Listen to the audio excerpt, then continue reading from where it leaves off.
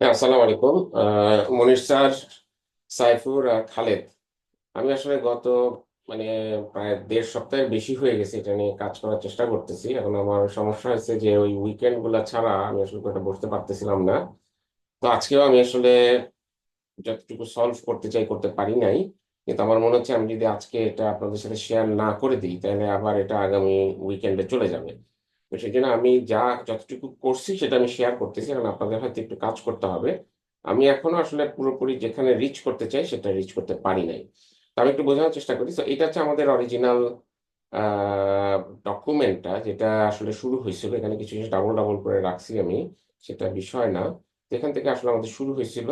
এটা আসলে বেসিক্যালি ইয়ের করা। এই জিনিসটা করছিল, প্রথম করছিল হচ্ছে খালেদ কাইন্ডলি। পরে আমি এটার উপর কিছু কাজ টাজ করছিলাম, যেমন এখানে ওয়েট অ্যাসাইন করছিলাম আমি। এটা আমি এখানে নিয়ে আসছি, এটা খালেদের ফাইলটা না, আমি এখানে কপি করে নিয়ে আসছি। তো এরপরে আমি এটা হচ্ছে অরিজিনালি যেটা শুরুতে অ্যাসিউম করছিলাম। তো সেইটা আবার বেস করে আমি এখানে একটু আপডেটও করছি। কিছু রেশনাল আছে, যেমন ধরা যাক এই যে কল সেন্টারকে আমি একটু বাড়ায় টাড়ায় দিছিলাম, কারণ ওটা অনেকদিন ধরে কাজ করতে হয়েছে। আমি জাস্ট একটা এক্সাম্পল দিলাম। তো এটা আরো হয়তো আপডেট করতে হবে। তো সেটা মনে হয় আমরা টিম হিসাবে করলেই ভালো, বা মনির স্যার যদি নিজে করেন সেটা সবচেয়ে ভালো। তো আমি এখন একটু দেখাই যে কিভাবে আসলে কাজটা করতে হবে। তো এখানে আমরা যে ইনপুট নিছি, হ্যাঁ, সাব টিমের কাছ থেকে, সেইটা আসলে এইটাতে আসবে sub team input copied from source. তো এখানে আসলে সেটা ফুল কপি হয়ে চলে আসছে। এখানে এখানে কিছুতে চেঞ্জ করা যাবে না। এটা যেই ফাইলটা আমি দিছিলাম সবাইকে শেয়ার করে, সেই ফাইলটাতে মানুষজন ইনপুট দেওয়ার পর এখানে আসছে। তো ওইখানে আমি আবার এই যে কোঅর্ডিনেশনের ইনপুটটা আমি দিছি।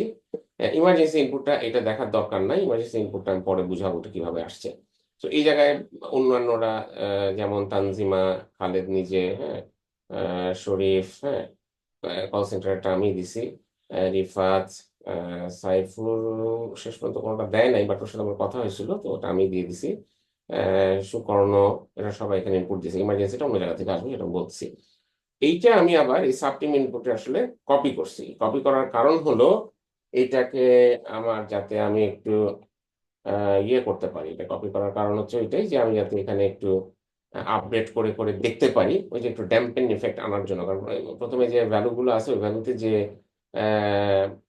অ্যামাউন্টটা আসে ওইটা আসলে অনেক মানে স্কিউড হয়ে যায় আর কি। আর তখন তো আর অত চিন্তা করে দেওয়া যায় না। তো যাই হোক, সেই জন্য আমি এই জিনিসগুলো একটু চেঞ্জ টেঞ্জ করার জন্য এইখানে সাবটিম ইনপুটে আসলে এরকম ভাবে চেঞ্জ করতে হবে। এবং এটাই যদি কেউ চেঞ্জ করে দেখতে চায়, তাকে এই ভ্যালুগুলো চেঞ্জ করতে হবে। হ্যাঁ, সাবটিম ইনপুটের ভ্যালুগুলো চেঞ্জ করতে হবে। বেসিক্যালি আমাদের চেঞ্জ করার মেইন টার্গেট হওয়া উচিত এইখানে ওভারঅল পয়েন্টে হয়তো আমরা কিছু চেঞ্জ টেঞ্জ করতে পারি। আর যদি মনে করি কোনো জায়গায় ইন্টারনাল টিমের মধ্যে একটু চেঞ্জ টেঞ্জ করা দরকার, সেগুলো আমরা এখানে দিয়ে দিয়ে করতে পারি। যেমন আমি এখানে করছি ইনফ্যাক্ট। যেমন এই যে রিফাত রিফাত যে ডিস্ট্রিবিউশনটা দিছে, সেখানে আসলে ও সবাইকে সমান পয়েন্ট দিছিল আর কি। জাস্ট ও 34, 33, 33। কিন্তু আমার কাছে মনে হয়েছে এটাতে রিফাতের যে অ্যামাউন্ট আসে ওই অ্যামাউন্টটা থেকে অনেক বেশি রিফাত ডিজার্ভ করে। সো আমি আসলে এখানে জোর করে নিজে 50-50-50 বসাই দিছি।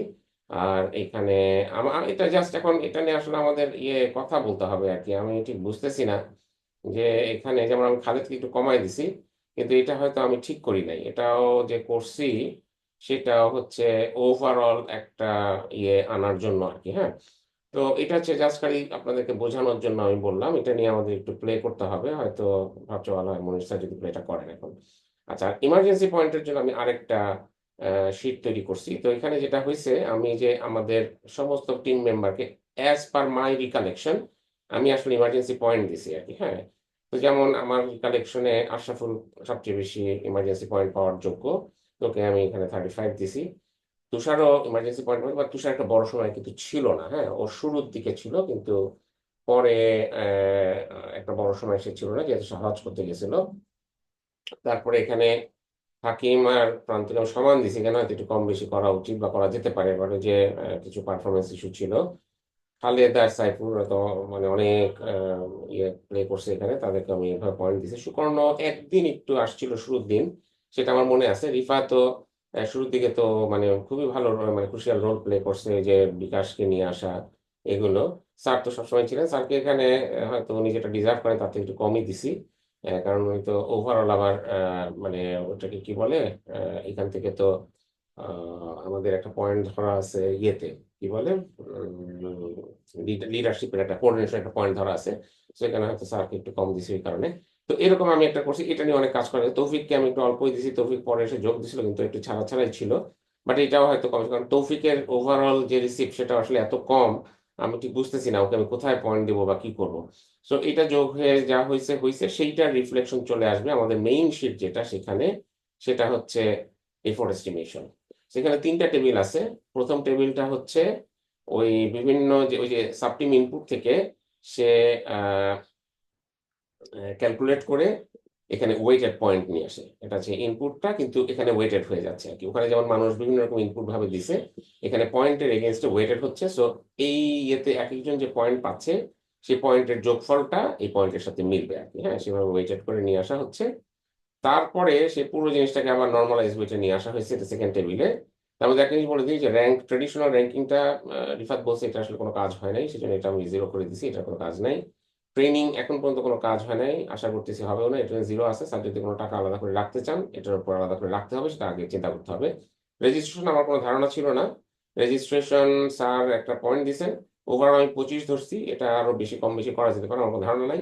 ইমার্জেন্সি আমি আপাতত ধরছি যে 50। হ্যাঁ, এই 50-তে ইমার্জেন্সিতে আসলে যে টাকাটা আসছে সেটা হচ্ছে 8,46,041 টাকা। এখন এটা বাড়ানো কমানো যেতে পারে। হ্যাঁ, এটা ঠিক আছে কিনা আমি জানি না, এটা আপনারা চিন্তা ভাবনা করে ঠিকঠাক করতে পারেন। সো এই টেবিলটা থেকে আসলে সেকেন্ড টেবিলটা তৈরি হচ্ছে, যেটা হচ্ছে নর্মালাইজ হচ্ছে সব ওয়ানে। এইভাবে এখন সবার ইয়ে যোগ হয়ে নিচে আসতেছে হচ্ছে সবার টোটাল। সেটা আসলে রিফ্লেক্ট হচ্ছে এদিকে এসে। এখানে আমি আসলে জাস্ট এই থার্ড টেবিলটা খালি অ্যাপ্রক্সিমেট মানি বের করার জন্য। হ্যাঁ, অ্যাপ্রক্সিমেট মানিটা বের করার জন্য এখানে যে বিভিন্ন শিটে আমি স্যার যে অন্য শিট দিছে সেই শিটটা থেকে ইনফরমেশন নিয়ে আসি। যেমন এক্সপেন্সেস, এখানে টোটাল এক্সপেন্সেস আসতেছে 4,62,000, সরি 46,27,308 টাকা। তারপরে সো এইটা এই যে এখানে শুরুতে এই যে এক্সপেন্সেস চলে আসতেছে, স্টাফটা আসলে এক্সপেন্সেস এর মধ্যে ঢুকে গেছে, যেন স্টাফটা এখানে জিরো করা আছে। ডিস্ট্রিবিউশন বাই পয়েন্ট এভাবে বাদ হয়ে আসছে। সো গ্রস ডিস্ট্রিবিউশনটা ছিল এইটা। আমার এখানে একটা ওই যে ব্রেকআপ, এটা হচ্ছে লাস্ট যে ডিস্ট্রিবিউশন দেওয়া হয়েছিল সেটার উপর থেকে নেওয়া। সো এটা মোটামুটি ঠিক থাকার কথা। এখানে আমরা পাই হচ্ছে আলটিমেটলি কত টাকা নেট ডিস্ট্রিবিউশন হবে, সেখান থেকে কস্ট গুলো বাদ যাবে। সো ডিস্ট্রিবিউশন বাই পয়েন্ট হচ্ছে এরকম একটা অ্যামাউন্ট। এটা একটু এদিক ওদিক হতে পারে। আমরা কোঅর্ডিনেশন ফ্র্যাকশন ধরছি 0.1, এটাও কমানো যেতে পারে, বা আপনারা যদি মনে করেন অন্য কিছু হতে পারে। সো এই হচ্ছে টোটাল সিনারিও। তা আমার যে অ্যাপ্রক্সিমেট রিসিপ্ট আছে এটা সবসময় মেলে না, বাট সেটা হচ্ছে অনেকটা এইরকম। তো এখানে আমার ইয়ে হচ্ছে, আমার কাছে মনে হয়েছে রিফাতেরটা একটু কম হয়েছে। রিফাতকে এখন কিভাবে বাড়ানো যাবে আমি বুঝতে পারতেছি না। সাইফুর, খালেদ, সাইফুরের হয়তো আর একটু বাড়লে ভালো হতো আমার ইয়েতে, বাট আমি এটাও বুঝতেছি না। এখানে আমার সবচেয়ে বেশি যেটা প্রবলেম আমার দৃষ্টিতে সেটা হচ্ছে শরীফেরটা। শরীফেরটা অনেক বেশি আসছে, কিন্তু শরীফেরটা যে বেশি আসছে এটা আমি কোথায় কোনোভাবে আমি এটা অ্যাডজাস্ট করতে পারতেছি না। মানে আমি যে ওই যে আমি যেটা করি সবসময় একটু ড্যাম্পেন করার চেষ্টা করি, একটু এদিক ওদিক করে, কিন্তু আমি কোনোভাবে এটা আমি করতে পারতেছি না। এখানে ওর যে ইনভলভমেন্ট গুলা সবগুলোতেই তার বেশ কয়েকটা তোমার ইনভলভমেন্ট ছিল, সবগুলোতেই যারা দিচ্ছেন সেটাই ব্যবহার করা হয়েছে। যেমন ব্যাকআপ, কল সেন্টারে আসলে, কল সেন্টারেও তো আসলে আমরা মানে সমভাবেই দিছি। আমি খুব বেশি এদিক ওদিক করি নাই। তো এখানেও হয়তো মানে এক এক সময় আমার মনে পড়ে যে আমাদের পার্টিকুলারলি যখন আমরা ইমেইল বেস কল সেন্টারটা আমরা করছিলাম, ওই সময় ওর পারফরমেন্সে আমাদের অনেকেই একটু অসন্তুষ্ট ছিলেন, কিন্তু তারপরেও সেটার কোনো আসলে রিফ্লেকশন এখানে দেই নাই। তো সেগুলো হয়তো চিন্তা করা যেতে পারে। আর বাকি, আর আরেকটা হচ্ছে এখানে এই যে ইয়েটা, প্রান্ত প্রান্ত একটু বেশি কম মনে হচ্ছে আমার কাছে, ওকে হয়তো একটু বাড়ানো চিন্তা করা যেতে পারে। সবচেয়ে সমস্যা হচ্ছে তৌফিকের 1,00,000 টাকা এখানে আসছে না। এখন এটা কিভাবে কি করবো আমি ঠিক বুঝতে পারছি না।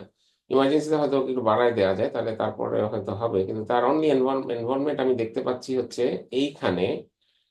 সেটা হলো ব্যাকআপ। হ্যাঁ, এবং সে আসলে ব্যাকআপই ছিল। পরবর্তীতে আরেকটা জিনিস একটু বলি, ওই ও আরেকটা জিনিস একটা ভুল হয়েই গেছে এখানে, আরেকটা জিনিস আমাকে এখন অ্যাড করতে হবে, ভুলেই গেছি। এটা সম্ভবত তুষারের একটা ইনফরমেশন আমাকে পরে জানাইছিল, সেটা বাদ পড়ে গেছে। সেটা কোনটা আমাকে একটু রিকল করে আ ওইটা একটু ঠিক করতে হবে। আ সেটা আমি এড করে দিব। তারপর আমি আপনাদের সাথে এটা শেয়ার করব। তারপরে আপনারা আরেকটু চেক করে দেখেন আরকি যে কোন জায়গায় কিছু করা যায় কিনা। ঠিক আছে? আমি চেষ্টা করব আজকে রাতের মধ্যে এটা আপনাদের শেয়ার করতে সো দ্যাট আবার ওই ১ সপ্তাহের মানে ইয়ে না হয়ে যায়। ওকে। তা আমি আবার একটু রিপিট করি। কোথায় আপনারা মানে জিনিসগুলো কাজ করার জন্য কি করবেন? এই টেবিলে এইখানে কোন টেবিলে হাত দেওয়াটা ঠিক হবে না। এগুলো সব বিভিন্ন জায়গা থেকে আসতেছে। এই অ্যা সাব টিম ইনপুট এইখানে আপনারা বিভিন্ন জায়গায় যদি চেঞ্জ করতে চান, এগুলো আপনারা একটু চেঞ্জ করতে পারেন। পার্টিকুলারলি যে এই পয়েন্ট গুলাতে চেঞ্জ করা যেতে পারে। ওভারঅল তাইলে ইয়ে চলে আসবে।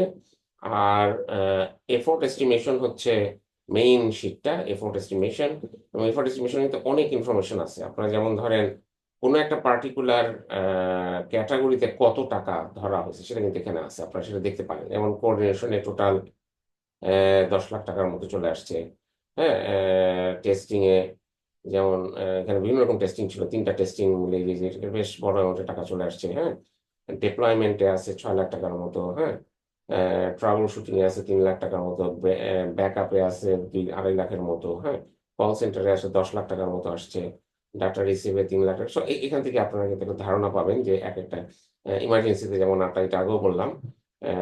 সো এই জিনিসগুলো দেখে আপনারা একটা ধারণা পাবেন যে কোন একটা ইয়ে থেকে বেশি কম হয়ে গেল কিনা সেই অনুযায়ী আপনারা এখানে চেঞ্জ করতে পারেন। চেঞ্জটা এখানে করলে ওইদিকে সব রিফ্লেক্ট হয়ে যাবে আরকি। বা এখানে না করে চেঞ্জটা হয়তো বেস্ট হচ্ছে সাবটিম ইনপুট এ করা। সাবটিম ইনপুট এ যদি চেঞ্জটা করেন সেটার ফুল রিফ্লেকশন এখানে চলে আসবে আরকি।